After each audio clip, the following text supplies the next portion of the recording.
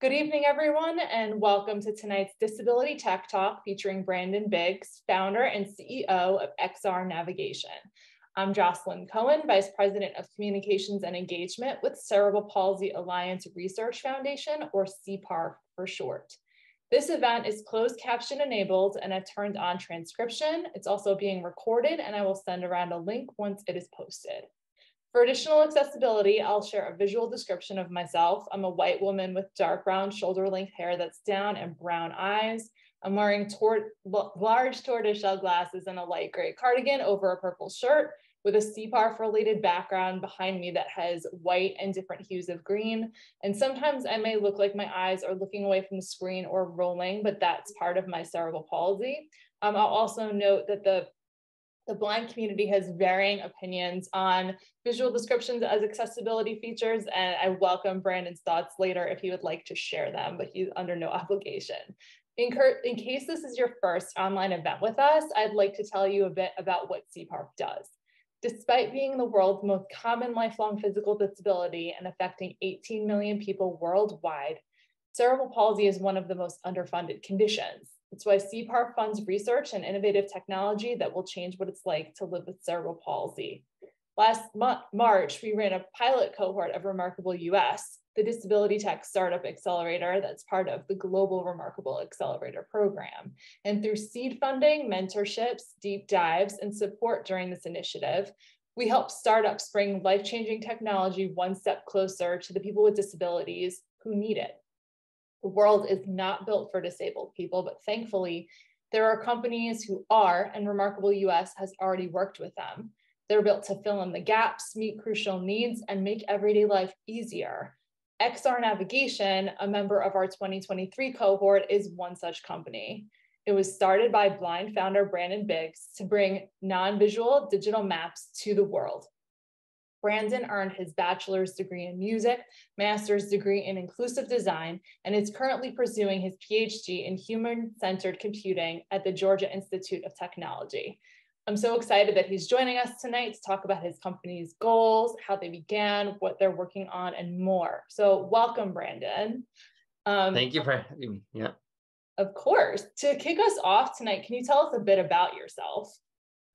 Sure. So as you mentioned, my academic background, I'm definitely half academic, half entrepreneur, and that's kind of the sweet spot that I like to stay in. And so you said the academic background, my entrepreneurial background, I started a company called Sony Biggs Educational Services Incorporated back in 2015, co-founded it with my mom.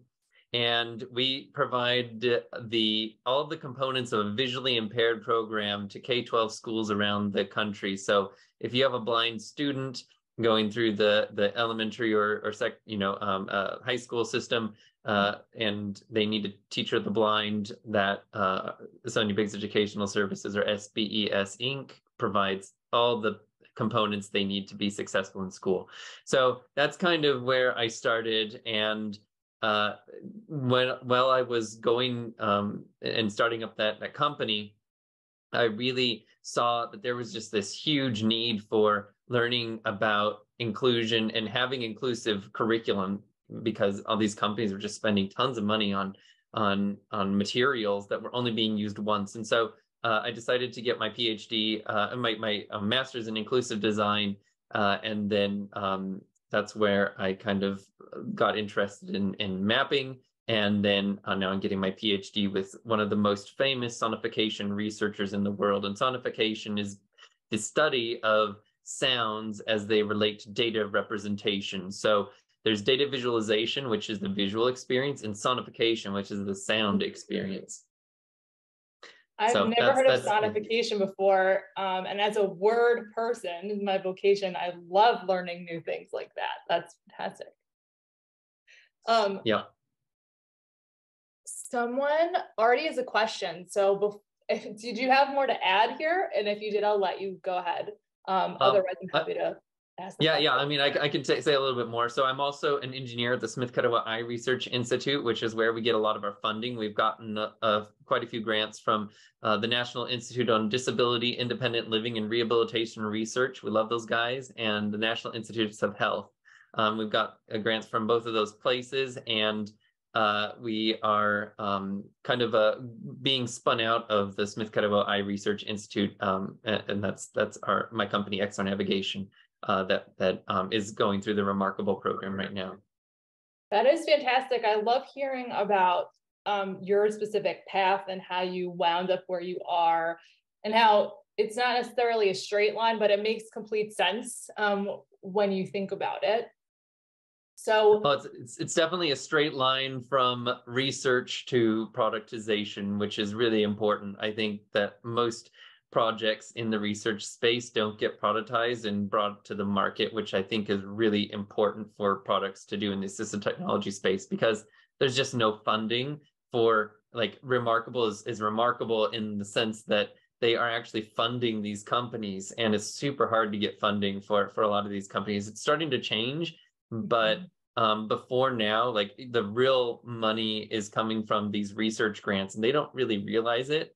But before, my co-founder, in fact, he never got any money when he was starting his first business, which was all about building assistive technology. And now, he's joined with me, and that's we've gotten grant funding, and that's been just a wildly different experience for him, because it was just like scrap through, like selling $100 here, $100 there, and it was, it's just a different experience. Support makes all the difference, like you said, and it's one of the reasons why I'm so proud and excited to work here at CPARF, and that Remarkable US is part of our work. And then I get to meet people like you, learn about the products that your really ingenious minds create, share this information with the folks like attending this Tech Talk live, and then whoever is going to listen to and watch this on YouTube afterwards. So I really appreciate you highlighting that, the funding turns things from the theoretical or the fun little tinkering in the background or the wish you had to the, bringing it to the real world to help people in their everyday lives. And that is a crucial, huge step. Before I get to the question that one of the attendees asked, was there one specific experience that spurred you to create XR Navigation? Like, what was the turning point that you landed on? Yeah, so while I was working at SBES, the company I founded, that's really just seeing those one-use materials, and the fact that the students were getting their materials like weeks late, and it cost so much, and the student wasn't really, appreciating it as much as one might think. I mean, of course, they're going through school, and how many people love going to school when they're in elementary or middle school or high school. It's not necessarily the most favorite thing on earth. So anyway, so this was all going on, and I was seeing it happening in real time, and I just thought there must be a better way. We must be able to make curricula more inclusive. And then as a blind person, I knew that graphics were just super expensive, and so I started my inclusive design program building graphs and charts. And my advisor, was like, "Oh, you're having, an easy time with these graphs and charts. That's already been done. There's a lot of research on that. It's still not super commercially available, but there is High Charts, which is a commercially available charting platform for graph, line charts and stuff like that. But what about this?" And he gave me what's called a Sankey diagram, and he gave me it's Napoleon's March of 1812, and it's basically, for those who've never heard of it, you should Google it if you haven't heard of it before. It's kind of the graphic that defined the data representation field. And so what it is it's a brilliant graphic that shows the troops going from Lithuania to Moscow, and it has two lines. One of them is the troops going to Moscow and then going back from Moscow to Lithuania, and you can see by the thickness of the line how many troops there are. And there's also temperature gradients and towns. There's a map on there, and there's also battle locations as well. And so he said, make that accessible. And that sounds really easy. I know, exactly. So it's like this multiple variables all at once. And that was really, I've never experienced a digital map before. And that just opened up the question, like what other types of maps are there out there? And I used kind of that as the starting point of let's start making all these maps accessible, because they're completely inaccessible right now. Sankey diagrams not accessible, weather maps not accessible.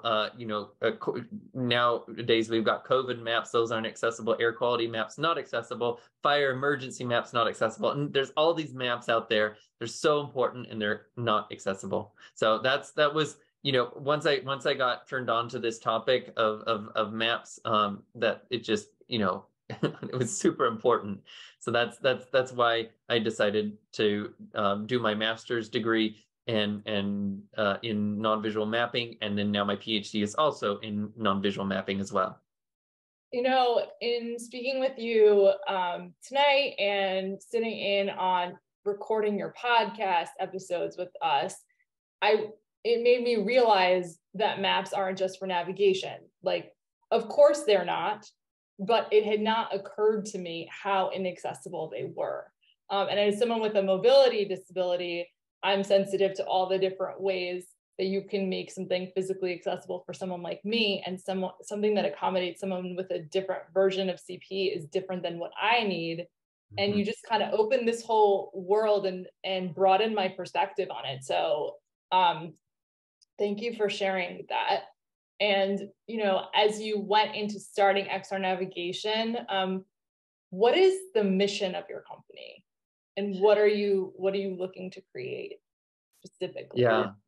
So the mission of XR Navigation is to pioneer a more accessible future through inclusive solutions that work.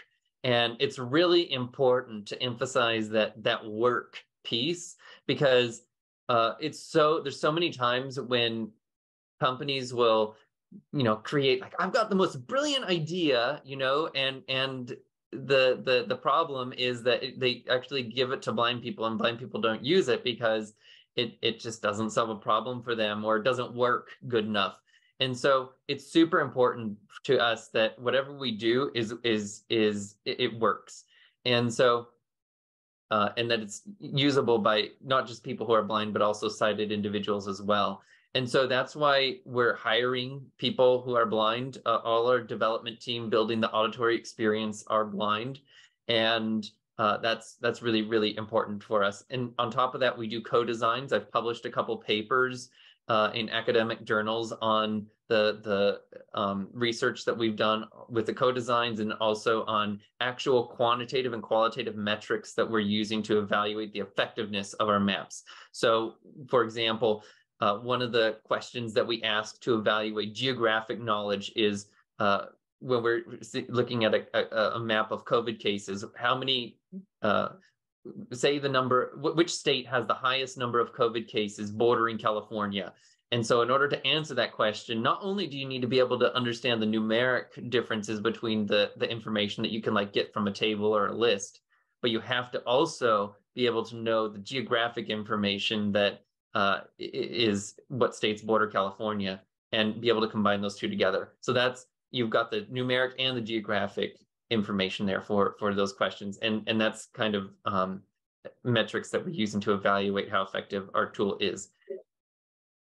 That is, again, you're making me think about things in a way that I wouldn't ordinarily, like coming at it from all those different angles and all the pieces that need to be accessible and included on the maps that you create. And I also appreciate that your company is very much in the disability mantra of nothing about us without us. It's very much about you and with your community, which means that what you're creating will be helpful and useful for your community, and hopefully follow the trend that we've seen with a lot of devices and products created for disabled people, which is that they then get adopted by non-disabled people for those uses or additional uses. So I appreciate that background information. Yeah, for sure. Yeah, and with your audio maps, what specific problems are you looking to solve for the blind and low vision community? Yeah, Just to kind of back up a little bit. So we are making Audium, which is our product, and it's the world's most inclusive visual, auditory, and tactile digital map viewer and editor. And so we're tackling a lot of things with this. And our ultimate vision is that every single map on the internet is accessible to blind and sighted and deaf-blind users. And that's super important to us. That's where we're headed. It's a ginormous industry. The digital map market is about $22 billion, and it's growing at a 22% year over year. Whoa. Okay. And yeah, it's huge. It's huge. It's like bigger than the insulin market. And so when you go onto any map on the web right now, pretty much any map, about 99% of the maps on the web, with the screen reader, you hear button zoom in, button zoom out, blank. So it's completely useless. And the other 1% of maps use text alternatives, such as tables or near turn-by-turn directions, and they completely remove the geographic information I was talking about earlier, such as, if you're just presented a table and asked what state bordering California has the highest number of COVID cases, you don't have that geographic information. You can find what state has the most COVID cases, but you can't figure out what state borders California. So that's kind of what we're doing. We are allowing blind people access to that geographic information as well as so they can answer these kind of spatial questions just as well as a sighted person. So that's basically what we're doing. It's orienting the information instead of just isolating it to one variable or the other. And that's, it's looking at things really in context as opposed to just taking things out of the context. It's putting that spatial element in there. So what state is east of Nevada? What state, when you're looking at a map, what's closer, the concession stand with hot dogs and the bathrooms, or the concession stand and pizza and my bleachers, that kind of thing, and being able to answer these kind of spatial questions. And also, if you just have turn-by-turn directions and you want to find the bathroom at a football stadium, you're going to not know that you're passing the hot dog stand on the way to the bathroom because it's just in 500 feet turn right. And a blind person doesn't know what they don't know. And they have a really hard time exploring around, and they can't see the signs saying there's a hot dog stand over here, So if they had the ability to go through and explore the map, they would be able to get that information. We play sounds in 3D audio, and we basically represent the character, the user as a character moving around the map. So they can use their arrow keys to move like a meter or 10 meters or a kilometer. As they press the up arrow, they'll move like north, the right arrow move east, down arrow move south, that kind of thing. And they move this little character around the map, very similar to a game. And so that's exactly the kind of conventions that we're using. They're based off of audio games, which are games that can be played completely using audio, and they're often made by and for blind individuals. So not only are we making this, blind people are making this, but they're also basing it off of conventions that are pretty well recognized within the blindness community. And so any person who's ever played an audio game, well, they come to Audium and they're like, oh, I know exactly how to use this.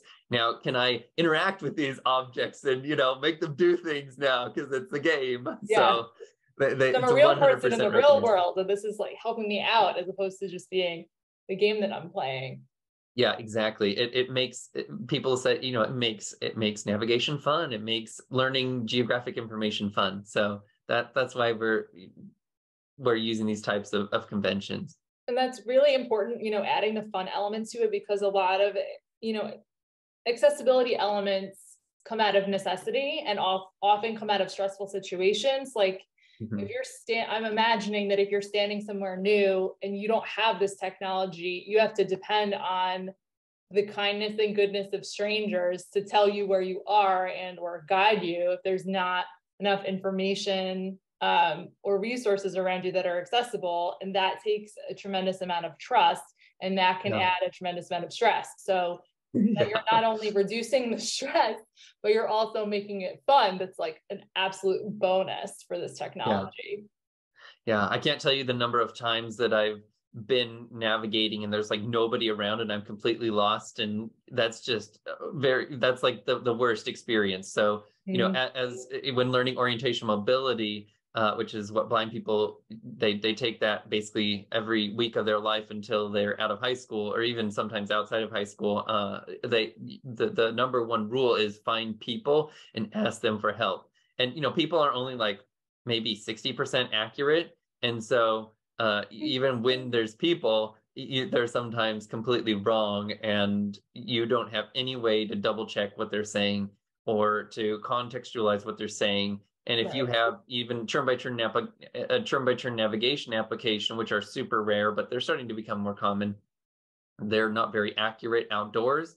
And then indoors, they sometimes get lost when you're like walking down the hallway, and you know, you just have to kind of like pull out your phone and just hope for the best, you know, when you're going. Fingers crossed.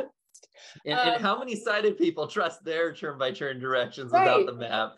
Yeah. I mean, you can't, like you were talking about an innocuous, well, relatively innocuous example of, you know, being at a stadium or something, but like, what if, you know, God forbid, you're in a building that the smoke alarm goes off, and you have to evacuate, and you have to use turn-by-turn directions, but it could bring you to the fire. That's not great. Exactly. That's really the opposite of what you need. So that's another reason why the technology that you're creating is so important. And, you know, just going off the fire note for a second, talking about maps and orientations of states, the wildfire smoke that is happening right now, the patterns of the air, like where it's going to bring the smoke. I think it's honestly outside my window right now, or it's coming soon here in New York, and it's been in Chicago, and it's been in different parts of Canada. And to understand that geography, to pay attention to the air quality, like this kind of thing is so crucial. So Morgan asked in our chat, she said, curious about XR Navigation's thoughts on digital maps, as some of us are wheelchair users. Would XR Navigation include options for lack of accessible routes, like lack of curb access on a map, as well as audio cues that you mentioned earlier? For sure, yeah. So there's two parts to this problem, and it's just an enormous problem. So there's the data that powers the map, and then there's the map itself that takes that data and renders it in something that's usable by by whoever needs it. And so there's two parts to this, and we're pretty much that second part. We take the data that exists and make it accessible, and we also allow people to create their own data and put it into the database. And so if there are accessible markers already on there, we try to render that out. And we're working with the Tasker Center at University of Washington, who's also kind of heading up the Accessible Sidewalks Project, or something like that. They're related to the Accessible Sidewalks Project. Okay. And they've got a map called accessmap.io, and we are in the midst of working with them to make that accessible. And so they do have wheelchair information about like the ramps for curb, you know, does this intersection have curb cuts, the slope information, and the quality of the sidewalk. And so all that information is on their database. And so we are in the midst of trying to make that accessible to blind people as well. So if you are blind and in a wheelchair, you'll finally be able to access this type of information. That's fantastic, and also helpful for people who are in wheelchairs who aren't blind but need to see if they can cross a street that they're going to be encountering. It's one of those things where you're creating something for a specific population, of course, and then has really good side effects for another population. accessmap.io, go there, and it has that information. And if you want to be part of the community effort to continue adding information, you can definitely become part of the Open Sidewalks community. And that's exactly what they're trying to do. They're trying to get that slope information, the sidewalk width information, the quality, all this. They've got tons of different features they're trying to add into the sidewalk information on OpenStreetMap and make it available to anybody who's accessing OpenStreetMap.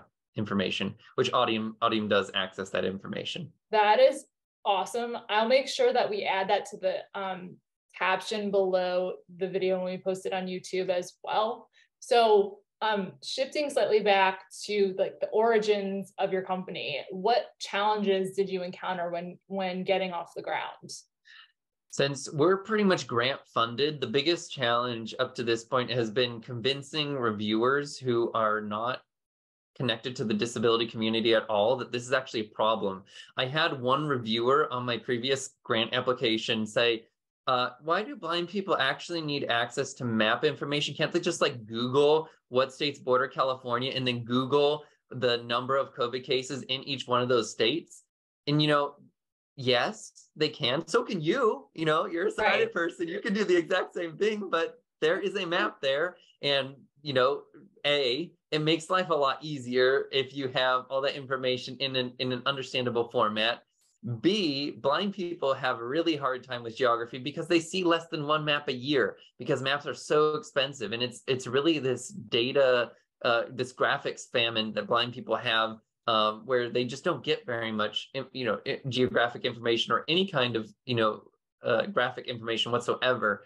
And so they don't know, what country or where the states are in the U.S. It's very, very low geographic knowledge. And then, C, there are regulations, Section 504 and Section 508 of the Rehabilitation Act and the Americans with Disabilities Act that says, if you have this information accessible to sighted users, you need to have it accessible to blind people as well. And that's a federal requirement. And there's no getting around that. Like every single map on the web needs to be accessible according to the Americans with Disabilities Act. They have to be. And that's just a law. And the fact that there isn't any way to make maps accessible right now, that's a really big problem. And so the hardest thing we've run into is convincing grant reviewers that this is actually a problem that needs to be solved because there is no way for blind people to get this information, and they need it for their profession. They need it to get out of a burning building. There's so many reasons why they need it and why just Googling this information is not an acceptable alternative. So that's really been part of the difficulty we've had. The lead time on these grants is like 6 months. And so you get like these reviews 6 months later and you're like, oh, come on. And then you don't have any way to respond without really submitting another grant. And then you get another 6 months. And then, oh my goodness, it's frustrating it's to having to justify a really important need. I mean, but my guess is that if there's a fire, the Wi-Fi is not going to work so well. So Google's not really going to work. So that solution doesn't really fly there. Yeah, I mean, it just takes too long. I mean, you're going to be in the building while it's already burned down around you, so. Yeah, I mean, there's an empathy piece that's missing, just because it's something that people haven't experienced, and people have a very hard time wrapping their minds around an experience like that they've never encountered, and they assume that they won't encounter. I hope that becomes less of a challenge as your company grows. So I know that XR Navigation has a bunch of different types of maps. Can you tell us a bit more about the different kinds and how and why you decided to create each type? Yeah, for sure. So just kind of the definition of a map is a symbolic representation, a symbolic representation of spatial relationships between different features on the map. So that's a really technical answer of like basically anything that shows there's one object, at one location and another object at another location, and then you can tell the information that's in between those two. That's really spatial information, and that's what a map shows. So there's two broad types of maps: thematic maps that show COVID cases in the US, and then referential maps, which are like travel maps and bus maps or other types of maps that where the actual, map itself is the most important piece. So we do both. Okay. And we're really kind of we've prototyped the thematic maps. So we've got the COVID cases map, and we've run studies on that. And now we're really leaning into the referential maps for campuses and different buildings and hospital facilities and all those types of maps. That's kind of our initial focus right now. And playgrounds and parks and all that kind of stuff. So enclosed spaces, I call them defined spaces. That's what we can do right now, and that's kind of our initial customer segment. So there are so many different types of maps, and we're just we're getting grants and working to kind of build one map type at a time. And so the campus maps and defined space maps, those are what we're focusing on right now as kind of our primary target. And it answers the question that grant reviewer keeps throwing in your face. You cannot Google maps for defined spaces and get the kinds of answers that they are thinking that you can. Like, where is the this department in a hospital, or where is the NICU in this hospital, or like, where is the dining hall on this campus? That's not Googleable so much from where you are necessarily, or like, where's the quad? Where's this freshman dorm? You wouldn't know in a different way than the navigational maps. You might be able to find that out, but that does not solve the problem at all. Yeah, correct. Absolutely. We just actually got a small business research grant focusing on indoor spaces in particular. And so we're in the midst of researching and going to be doing some studies on that as well. Congratulations on that. Thanks. Yeah. So we're very excited. So you talked a lot about these different types of maps. Are there situations where they interplay with each other, or are they created kind of separately? There are definitely elements that can be shared between contexts. For example, being able to move around multiple features and zoom in and zoom out. That's all, map centric information. And almost every single map viewer these days, like Google Maps or Mapbox or Esri or Microsoft, all these different types of maps have the ability to show both thematic and referential information. But there's like very unique specific parts. Like, for example, in indoor maps, you need to be able to show, the room, and something that's unique about the audio experience is, what happens to those surround sounds that are playing around you when you go into a new room? Like, do they turn off? Do they get quieter? Or do you just leave them on? And so these are some questions that we're researching and through co-designs and stuff like that to kind of figure out how to show this information. And how do you move between levels? What kind of interactions are understandable for moving around a building? And so these are all different types of questions that we have around building this interface that's accessible for blind users on an indoor context. But absolutely, when we finish that, we'll have something that we can easily translate to other types of maps as well. And so at one point we'll be able to say, we cover almost every single map experience, and that's where we're headed. I love that. You said co-design a few times. Can you just elaborate a little bit on what you mean by that? Yeah, absolutely. So a co-design is where you take people who are stakeholders in the problem that you're trying to solve and get them together, or even like individually, and ask them, how would you solve this problem? And what are the problems? Do you even have this problem in the first place? And if so, how would you go about solving that? And then you give them some ideas from other people after they tell you what their initial ideas are, and say, hey, what about this and this and this? And oftentimes what we'll do is we'll ask them, how would you solve this? And then we'll give them a prototype to kind of view, and then ask for their feedback on that. And then we'll get people together in a group and say, you all tried this. What kind of feedback do you give us on making this something that you would use in your everyday life? And that's really what we try to do. So it's very much user-driven, stakeholder-driven, and that's how we do most of the development on our map. So it's not just us saying, I'm a designer and I am the one making all the executive decisions on this map. I like So your even though, accent for yeah, being the all-knowing person. yes, It's getting the feedback at all points of the process, so you yeah. know that you're growing and going in the right direction. Yeah, absolutely. And we're making like a map editor right now for blind people, and we're we create like an initial prototype, but then we go in and ask people, okay, what would you how would you imagine a map editor being? And then we show them what we created, and then say, how does this compare to what you thought of? And then we iterate on that and then repeat that process. And then we at a point when we think that it's really solid, we then run the quantitative studies on figuring out, how many cases, what's the state with the highest number of COVID cases that borders California, kind of thing. That's a helpful process. So, we were just talking about the user feedback throughout your creative process. Who's your ideal customer?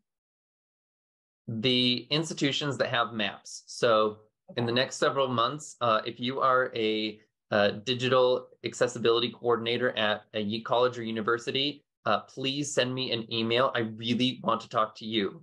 And if you have campus, any kind of campus, whether it's a hospital or some other institution that has a campus, I want to talk to you as well.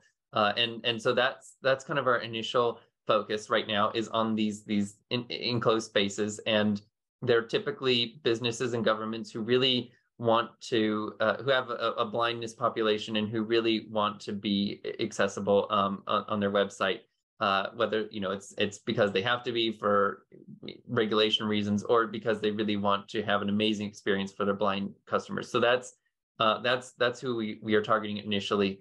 But then there are so many other maps on the web that are around climate change or voting information. And I know that the Title II of the Americans with Disabilities Act is going to be having some new regulations passed in the next several months. And so anybody who has a map, who's from like a municipal government or state, I also want to talk with you as well, because that's coming up, and they're going to say you need to have an accessible website. That is definitely momentum going in that direction, and maps are part of that web experience. Absolutely, and you certainly want to be the go-to for that.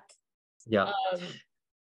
Building off of all of this, what do you hope to achieve with XR navigation this year and in the future?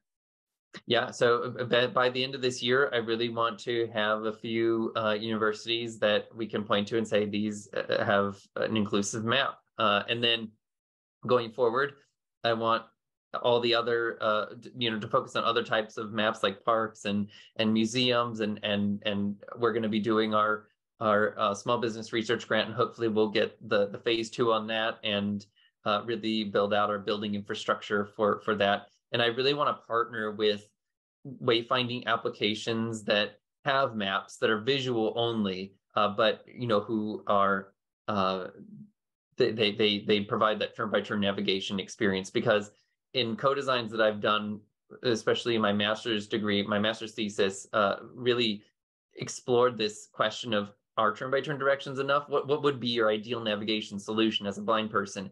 And they really said some, inclusive cross-sensory map experience combined with a highly accurate turn-by-turn navigation system. And so they want that kind of Google Maps plus Audium, or Good Maps plus Audium experience. And that's super, super important. These are turn-by-turn navigation applications that I was mentioning. Right. So you're trying to like potentially partner with them and build them out so that they're fully accessible instead of situationally accessible, I'll say. Yeah, Like mildly exactly. situationally accessible, depending on what's going on. Like they sometimes help, but they're not giving you the full picture, and sometimes they could harm you depending on what's going on in the background. Exactly. Yep. Those all sound like good goals. So how can people who currently use maps on their website or in their products now use XR Navigation's products to ensure that they're being inclusive for blind folks? You talked a little bit about this, but if there's anything else you'd like to add, go for it. Yeah. talk to me, reach out, send me an email, send me a LinkedIn, go to our website, use the contact page and talk to us about it. We're still in the really early stages of this. And so even though we've been working on this since 2017, it's a long process inventing something that's never been invented before. And getting it to market is going to be a long road. And so if you are interested, we really, really want to talk with you. And we're not selling at this point quite yet, because we don't really have a product, unless you're like super want to work with us, and we can talk about that. But we really want just to talk to everybody who is interested in having an accessible map on their website. And if you're blind, we really want you to give us feedback on Audium. And you go to audium.net, that's audiom.net, and try out Audium for yourself and sign up for our newsletter and give us feedback. There's a feedback button at the very top of the page. I make sure that's on every single page. And so give us feedback and help us make the experience much, much better. And so we can really have an incredible experience when you go and visit these maps. And if you as a blind person, if you have are at a university campus or work for some place or experience some place that has an inaccessible map, use that contact form and say, hey, I want you to talk to these folks at XR Navigation and get their Audium product into your website, and because your map is not accessible right now. And they really read those. That's how often I get in contact with these places, is through their contact forms. And so I know that they really work. And so more blind people that really reach out to these places and tell them, like, we want accessible maps, the more demand there'll be, and the faster we'll get every single map on the web made accessible. I like that plan. And I'll just say, that you're saying, it takes a really long time for things to happen. I mean, to know that you only started in 2017, that's only 6 years ago, and you've made it this far. That is a huge accomplishment. So I just wanted to commend you on that. But before we close things out tonight, was there anything else that you would like to add for the people attending or watching or listening to this afterward? Yeah, if we are open to talking to anybody who's interested in helping to make the world more inclusive through allowing blind people to access this geographic information. So if you're interested in any way, shape, or form, get in contact with us. That's really it. I think that's a great way to close things out. So thank you so much, Brandon, and thank you everyone for joining us. Make sure you keep a lookout on your inbox for more about Remarkable US and CPARF's upcoming programs, webinars, and podcast episodes. Enjoy the rest of your night or day, wherever you may be. Take care. Thank you. Thank you.